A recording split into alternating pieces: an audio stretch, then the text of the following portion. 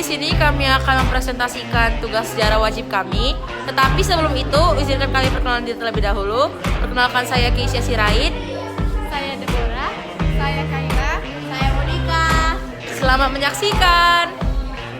Yang pertama ada aksara dan juga bahasa. Budaya tulis yang digunakan menggunakan bahasa Sanskerta dan juga huruf Pallawa. Orang-orang India lah yang membawa budaya tulis ini sehingga Indonesia masuk ke zaman aksara. Bahasa Sanskerta dan juga huruf Pallawa ini sendiri merupakan bahasa dan huruf umum yang digunakan untuk membuat prasasti-prasasti di Indonesia, seperti contoh prasasti Kutai. Lalu muncullah bahasa Kawi atau Jawa kuno. Bahasa ini sendiri menyerap kosakata dari bahasa Sanskerta, tetapi tata bahasa yang digunakan tidak sama dengan bahasa Sanskerta. Dan juga bahasa Jawa kuno ini sendiri digunakan sejak periode Jawa Hindu hingga masa runtuhnya Majapahit. Bahasa Jawa kuno ini sendiri berkembang dalam dua arah, yakni pertama adalah Jawa Tengahan, yang dimana budaya Hindu dengan Jawa Bali masih sangat erat, dan juga ada Jawa modern yang dimana penggunaan bahasa Arab lebih dominan atau lebih sering dipakai. Lalu setelah itu muncullah bahasa Melayu kuno yang dipakai sejak abad ke-7 sampai abad ke-13. Yang selanjutnya ada sistem kepercayaan. Bangsa Indonesia telah memiliki kepercayaan berupa pemujaan terhadap roh nenek moyang atau animisme, dan kepercayaan terhadap adanya kekuatan pada benda-benda tertentu atau dinamisme. Dengan masuknya kebudayaan Hindu-Buddha ke Indonesia terjadi akulturasi.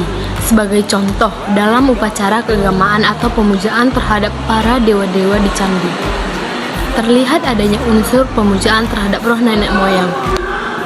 Singkatnya, upacara keagamaan terhadap dewa yang ada di candi merupakan pemujaan terhadap roh nenek moyang.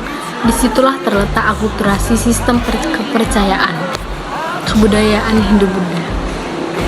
Materi ketiga tentang kesusastraan. Dengan kemampuan membaca dan menulis, bangsa kita akhirnya mampu menulis karya sastra. Naskah-naskah kuno itu ditulis di atas daun lontar berbentuk puisi, prosa, dan tembang. Karya sastra berbentuk epos seperti kitab Ramayana memicu para pujangga Nusantara untuk menghasilkan karya-karya sastra baru. Awalnya hanya menyalin dan menerjemahkannya, namun mereka mengubahnya secara kreatif dan indah dalam bentuk karya sastra dan kitab. Pembuatan kitab pertama kali dirintis pada masa dinasti Isyana. Contoh beberapa karya sastra yakni pada masa kerajaan Majapahit ditulis kitab Negara Kartagama oleh Empu Prapanca. Pada masa Mataram kuno ditulis kitab Ramayana oleh Empu Warskini. Sistem pemerintahan. Kebudayaan Hindu-Buddha mengenalkan sistem kerajaan dengan konsep dewa raja, yakni memposisikan raja sebagai titisan para dewa. Dikatakan proses akulturasi karena adanya perpaduan antara ajaran Hindu dan pemujaan nenek moyang yang sudah dilakukan sejak lama dan diambil penduduk Nusantara. Dalam masyarakat Hindu, jabatan dewa tertinggi biasanya disambung oleh Siwa, Wisnu, atau Brahmana. Konsep ini memandang raja memiliki sifat ilahi, yaitu sebagai dewa dan hidup di atas bumi atau sebagai utusan dewa tertinggi. Konsep dan keyakinan ini berkembang luas sejak masa Wangsian Shailendra atau mungkin lebih tua sejak kerajaan Tarumanegara. Contohnya, Raja Airlangga dari Jawa dinamakan sebagai titisan Wisnu. Yang selanjutnya adalah kesenian. Pada masa Hindu-Buddha, kita mengenal konsep candi. Pada masa Hindu-Buddha juga, bangunan candi yang dimaksudkan untuk menghormati raja-raja yang sudah meninggal. Candi adalah monumen tempat pendarmaan bagi raja yang sudah meninggal. Asal kata candi yakni candika, yakni nama Dewi Kematian, Dewi Durga. Fungsi candi lainnya adalah memuja dewa-dewa tertentu dan tempat bersemedi. Masyarakat yang beragama Buddha juga mendirikan bangunan candi dengan fungsi yang mirip, yakni stupa sebagai pripih, tempat menyimpan abu jenazah Buddha Gautama dan menyimpan barang berharga milik raja. Candi biasanya lebih rumit, namun desainnya artistik. Sistem bangunan tata kota. Sejak masa Hindu Buddha, kita mengenal sistem bangunan yang lebih kompleks, tertata rapi, dan bernilai seni tinggi. Bangunan itu adalah keraton, tempat tinggal raja yang terletak di pusat kota, dan dikelilingi tembok yang tinggi. Memiliki 4 pintu gerbang yang menghadap ke arah matahari. Di selatan istana terdapat alun-alun, dan di barat terdapat bangunan tempat peribadatan. Alun-alun utara sebagai tempat berkumpulnya masyarakat, dan alun-alun selatan sebagai tempat beristirahat para dewa.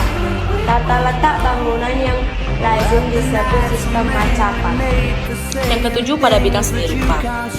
Pada masa Hindu-Buddha, masyarakat kita diperkenalkan kepada relief atau seni pahat berbentuk bulan yang biasanya kita temukan pada dinding candi, monumen, kuil, atau tempat.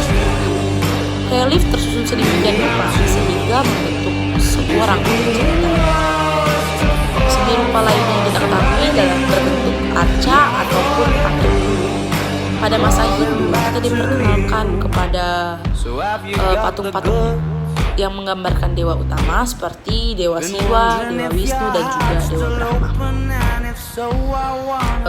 Setiap dewa memiliki ciri laksana, yakni terdapat lingkaran di bagian kepala atau atas kepala, dan juga atau di seluruh badan, melambangkan kesucian. Seni rupa lainnya yang mendapat pengaruh dari Hindu adalah ragam hias, seperti contoh berbentuk geometris garis sejajar.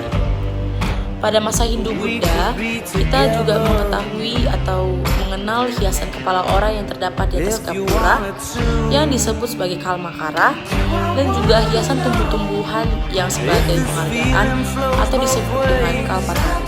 8. Sistem kalender. Dengan kemampuan membaca dan menulis, sistem penanggalan atau kalender Hindu-Buddha turut berpengaruh terhadap kebudayaan Indonesia, yaitu digunakannya kalender dari India bernama kalender Saka. Kalender